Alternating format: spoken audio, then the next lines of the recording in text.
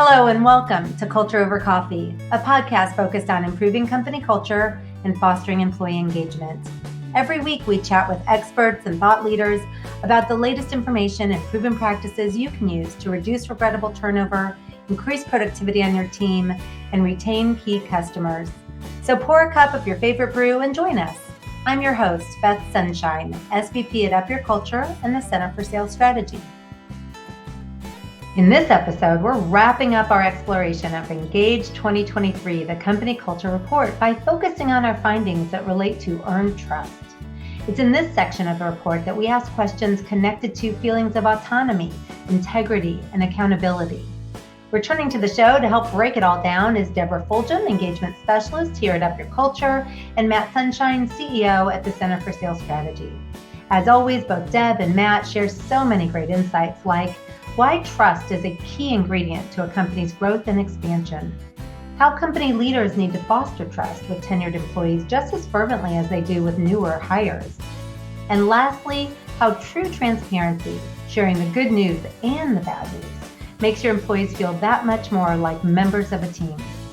All right. Hello, Matt and Deb, and thank you for joining me today for the tail end of our Culture Over Coffee season, focused on the Engage 2023 report. As you know, we've been exploring all of the key findings from that culture report, discussing what the data tells us, and really thinking about how we can help organizations use this information to improve employee engagement, to improve their culture. So I'm really excited. Today, we're going to focus on the fourth engagement elevator, which is earned trust.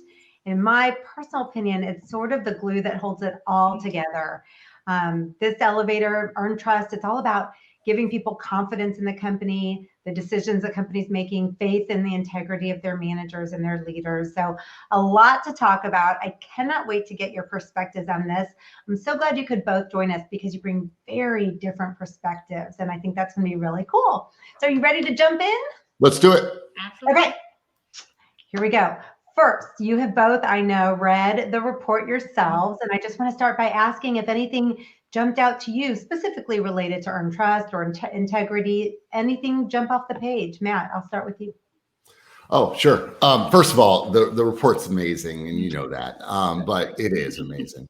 The big thing that jumped off the page for me, so much so that I wanted to make sure I read it correctly, was just that 30% of the people don't have faith in the integrity of all of their company leaders. I mean, 30%, like, it's huge. That's like if you're sitting with a group of people and you look to your left and you look to the right, one of you does not have faith in the integrity of all the leaders, which is awful. I mean, that's terrible. So sad.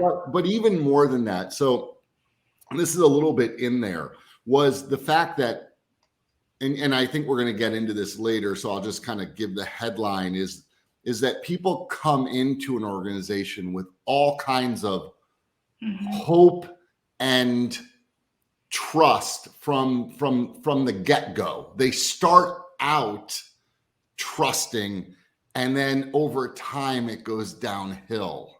And that was remarkable to me. That was remarkable that when you look at the difference between someone that's been there 0 to 6 months and 4+ years, the person 0 to 6 is filled with, I trust the people that I work for.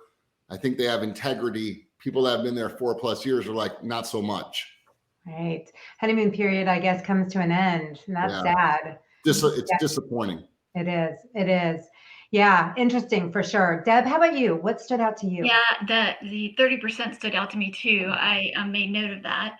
But the one that really was bothersome to me is that 42% of managers who sometimes or rarely do what they say they're going to do, right? That's how people believe them. They don't, or see them. They don't believe that they're going to follow through or do it. So that breakdown of trust just happens. That percentage just astounds me. I just can't believe that number is so high.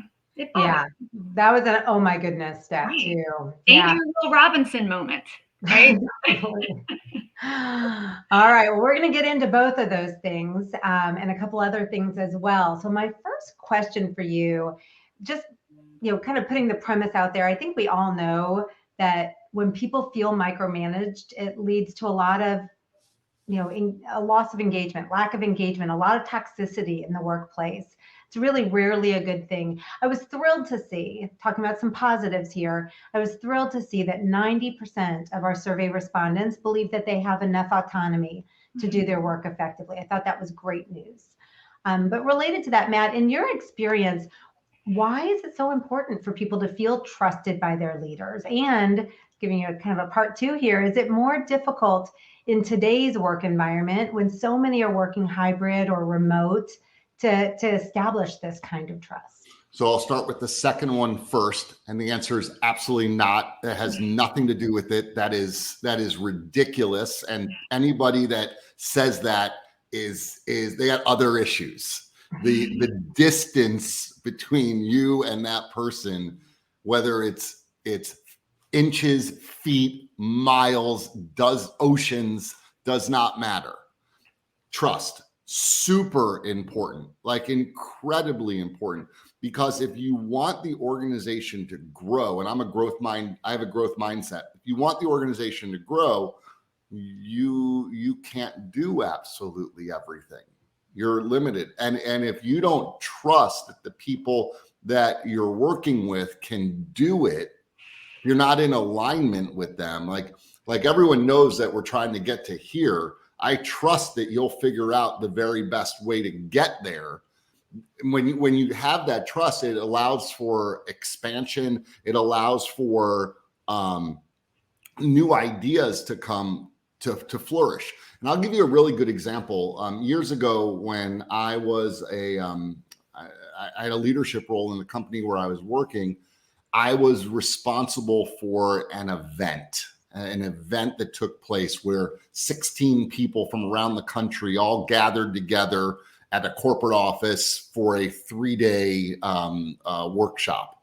Okay. And I remember saying to the person that was the CEO, who I have a tremendous amount of respect for, I remember saying to him, "What's my budget to do this?" And I remember he simply said, he goes, "Well, I trust you."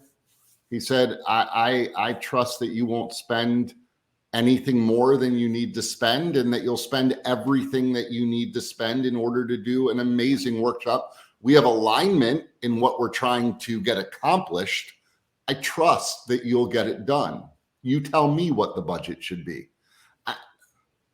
Because of that, I was able to do so much more, and I didn't spend over amount of money. I mean, I was able to feel good about what I did. So I think trust is incredibly important. Great story too, that really kind of paints the picture for why that can empower people. Very cool. So Deb, how do you recommend that leaders demonstrate that they trust their people? Something maybe that you've experienced, like Matt shared. Yeah, I love that story, Matt, because what they did was empower you, right? They empowered you to be able to take something on your own, represent the company in a way that aligned to who they are, because they trusted your ability to do that. I think that when someone feels empowered, it really plays to that autonomy of the freedom to do something in the right way. And although it's interesting to me, because when I looked at that percentage breakout of that 90% autonomy, I think that's a huge, huge story there. But the other piece that I think is so vital to building trust in that piece is to be able to support people along the way. Because I'm sure, Matt, you felt supported along the way. They didn't just say, "Go be free," right? You felt supported. They probably acknowledged your efforts along the way. They probably recognized you when you were done. So you felt like, this was great. I want to do that again. And, I just think that's such a big deal, and probably led to you futuristically for them to come to you and ask for your thoughts and opinions on other ideas. And that part of feeling like a trusted partner, not just an employee, really does lead to trust. So I'm hearing from you the importance of a lot of touch points along the way.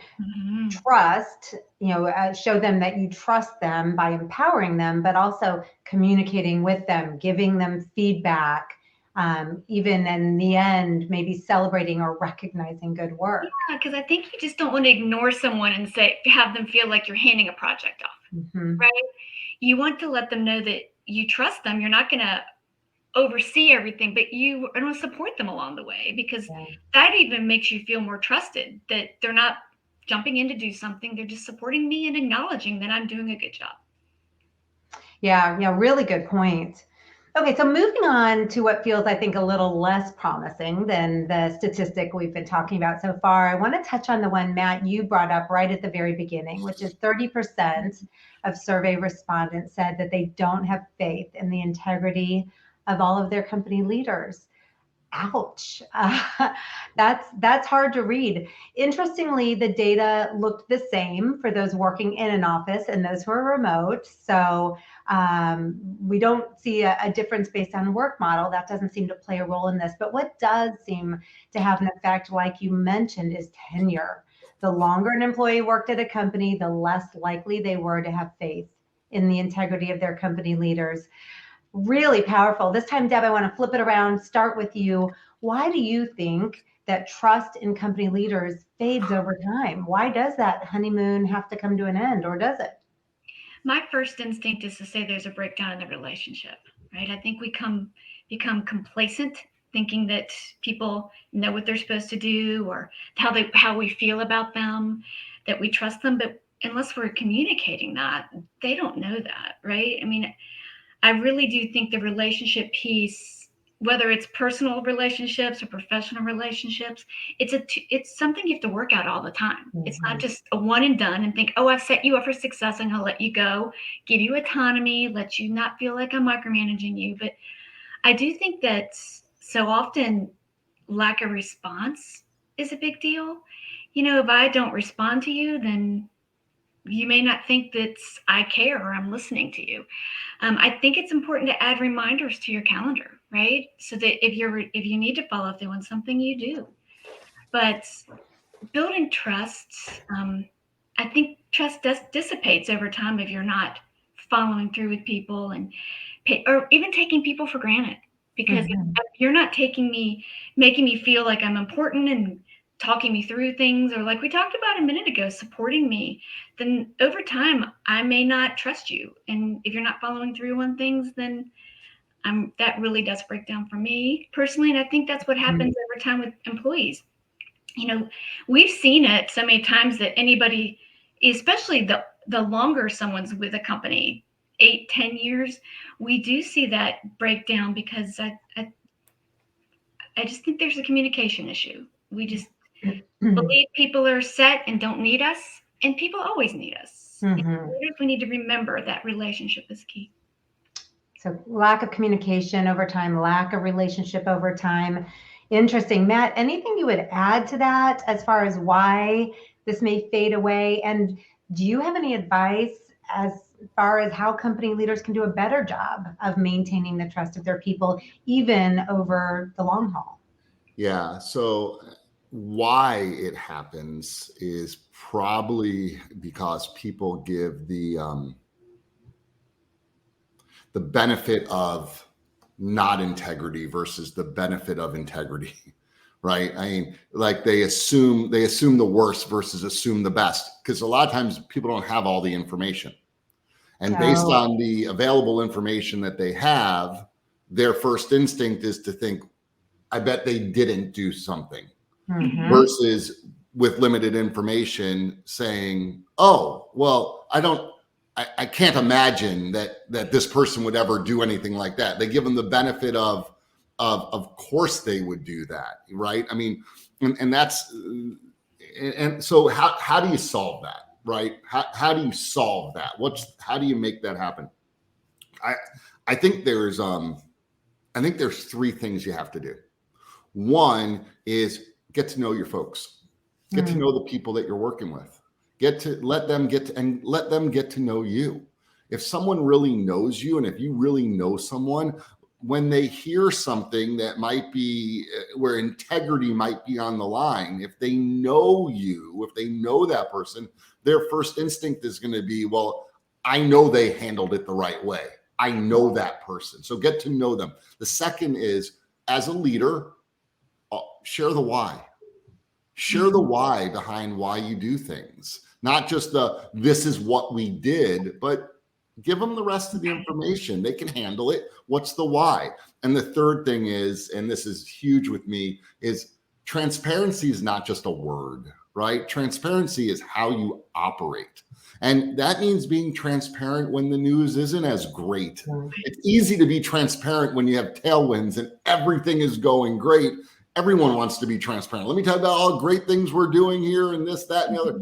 It's hard to be transparent when there's some blemishes or there's some headwinds facing you. So it's hard to do that. But that's when being transparent is maybe the most important. And if you have got to know your people, you'll be shocked at how well they respond to the transparency.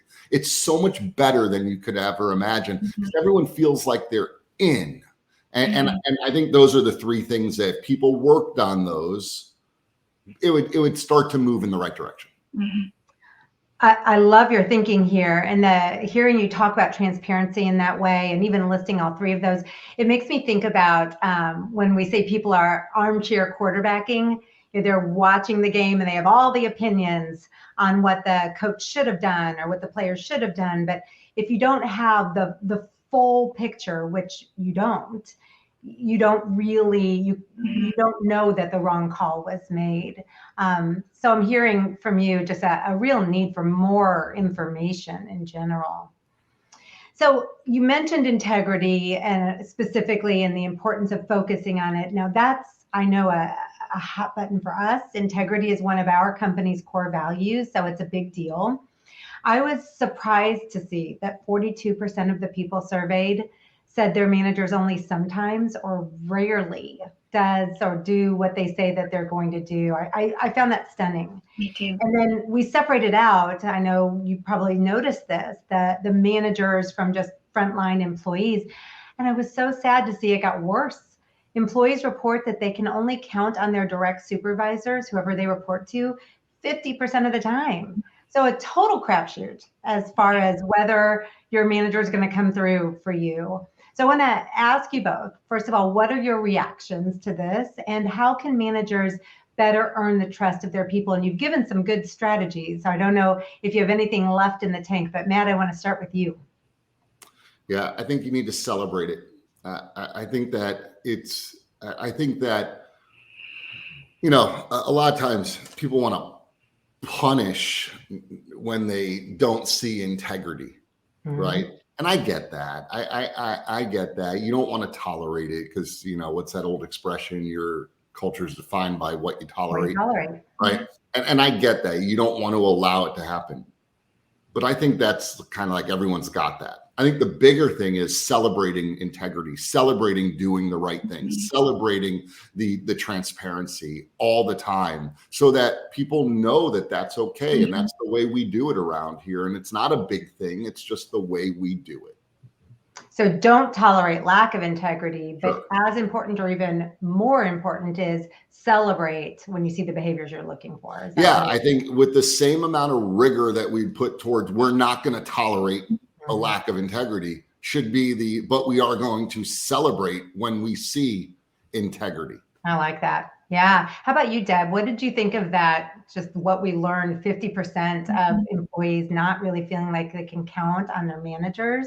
And any other tips to share? Yeah, you know, I love what you just said, Matt, because so much of that celebration is more positive than thinking of the negatives.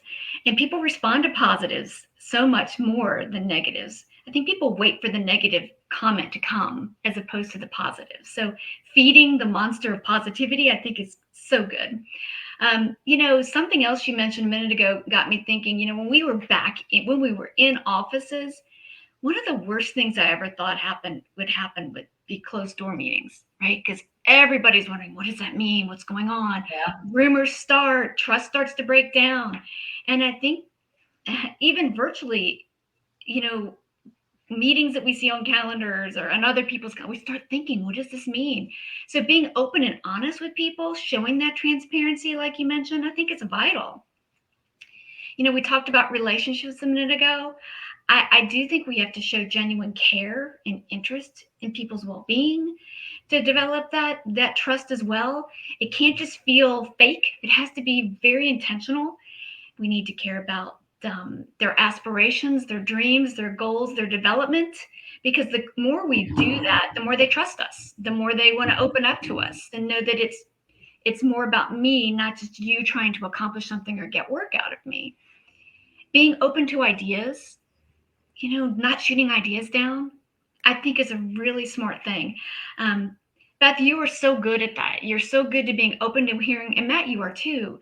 Let's hear your ideas, bring them forth. It doesn't mean we're going to do all of those things, but if we have that ability to feel comfortable doing that, innovation really happens. So being an active listener and taking those ideas in is really important. I'll leave with this thought. We talk about this often, that building trust takes time. When we look at our 4 engagement elevators, trust is the last elevator we spend time in, because it takes time. It's not something you can demand. So if we know how much effort it takes to build trust, we have to remember that it only takes one action to make that go away. That's a good point. And so therefore we have to have it top of mind all the time. Am I following through? Am I staying true to my word? Am I putting reminders in my calendar to follow through with somebody if I've made a promise? I think under-promising, over-delivering is one of the key things to trust. Oh, I like that. Hard to build, easy to break, takes constant attention. Yeah, you mentioned the closed door meeting, and I want to get your take on sort of the ultimate opposite of that closed door meeting, which might be called a town hall meeting. One of our survey items asked people whether their company did those kind of town hall meetings. I sometimes call them ask me anything meetings, but meetings where they can openly ask questions, they can share their thoughts, they can really get the true scoop of what's happening in their company. And actually, many did do town hall meetings, but 1 in 4 people reported that their company doesn't offer this kind of open forum. So I wanted to get your thoughts on that. And Deb, I'll stick with you for just a moment. How important do you think town hall meetings are these days, and why? I think they're extremely important. It is that peek behind the curtain, behind that closed door. And I love our town halls. Matt does an amazing job leading our team with our town halls. I appreciate them so much. We actually just had one a few days ago, which, it just lets us know. It's that transparency, which we talked about earlier. Where are we? Where are we headed? Where's some hiccups? It allows us to rally around each other and think, how can I be a part of this? How can I improve this? It just makes me feel so much part of a team by knowing this information. And I think one of the things that always stands out to me is when Matt starts these meetings, he always says, I'm trusting you with this information. So he's letting us know, I trust you for this to stay with us. It's internal, but I want you to know these things. And just by letting us know he trusts us, we trust him too. So it's a two-way street on that. And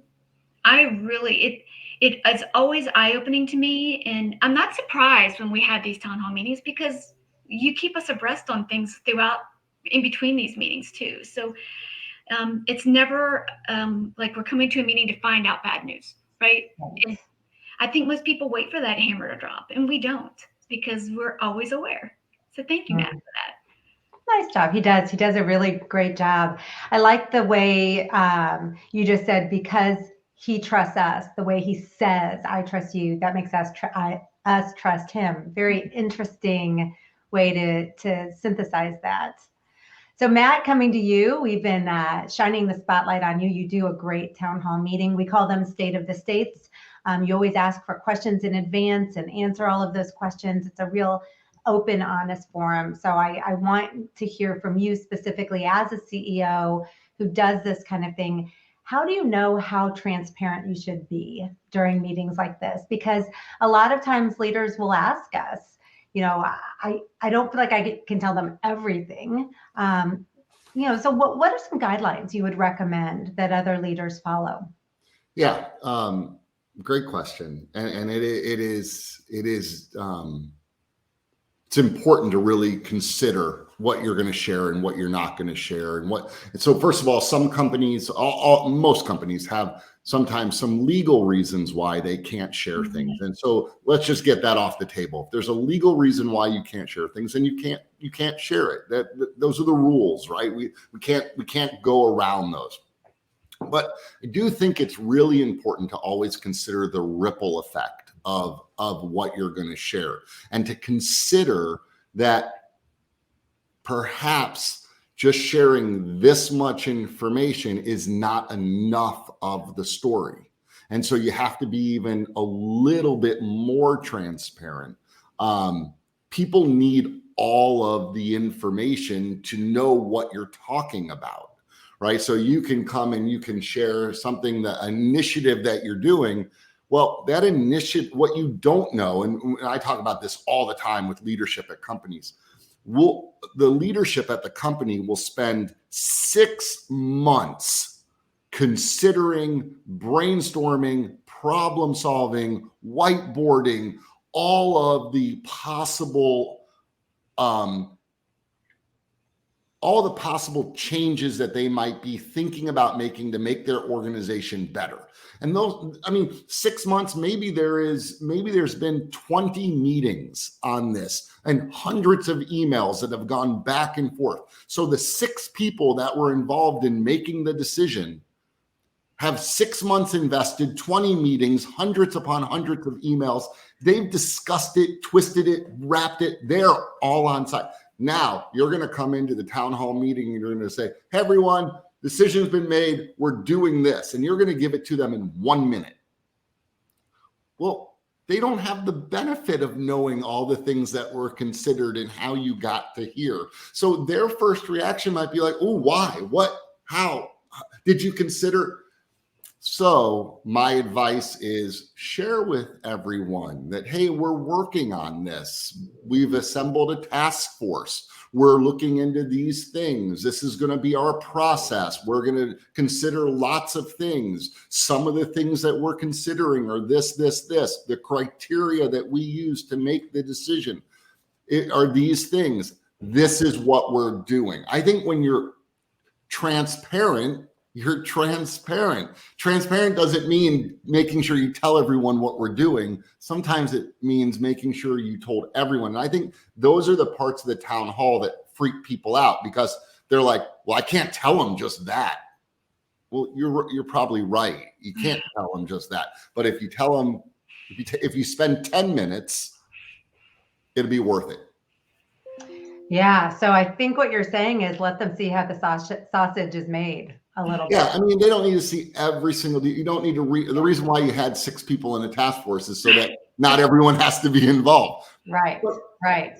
But the bigger picture, I like that. I that. always think about like this. I always think, if I was hearing this, what would I think? Mm-hmm. What would I want to know? What would I want to know? What would I be thinking? Does it meet that test? Love it. Okay, last question for each of you. If you could recommend one thing, and I know you could probably come up with 100 things, but if you could recommend one thing for all company leaders to start doing right away, something they could do immediately to better earn the trust of their people, what would that one thing be? Either one of you can go first. I'll go first. If one thing that they could do, a leader, this is to the leader. Yes. One thing that every company leader should do right away to better earn the trust of their people. Commit to listening to all of the Up Your Culture podcasts. That's it. No, here's the thing. You either choose to earn trust or you choose not to earn trust. That's right. You make the call. Just decide. And if you're doing nothing, then you're choosing to do nothing. Good point. Very good point. And I think part of what you're saying is it has to be consistently. You have to, if you decide to do something, that means do it all the time. Right. Do it every day. So 50% of your people aren't thinking you might not do it tomorrow. Yeah. What about you, Deb? What would you recommend? I think do what you say you're going to do. Follow through on what you promise. Don't say what you think people want to hear. Do what you're really going to do. Say what you're really going to do. I think that's vital, because that's where the trust breaks down, when if you're just saying whatever you think people need to hear or want to hear. Great way to end this episode. I want to thank you both for spending time with me today, talking about culture over coffee. You've shared a ton of information and ideas. I know our listeners have found a lot of these things valuable. Many may be connected to you already, but for those listening, I'm going to drop Matt and Deb's LinkedIn information in the show notes so you can connect. You'll find that they are both thought leaders. They put a lot of great information out there you'll want to see. I'm also going to add a link to the Engage 2023 Culture Report so you can dig into the data yourself, see what findings interest you. And as we wrap up, remember, regardless of what role you play in your organization, a strong company culture starts with you. So thank you everyone for listening. Thanks so much for spending time with us on Culture Over Coffee. If you've enjoyed the conversation, be sure to subscribe and join us for every episode. For more helpful information on the topics of company culture and employee engagement, visit us at upyourculture.com. Enjoy the journey as you increase engagement and up your culture.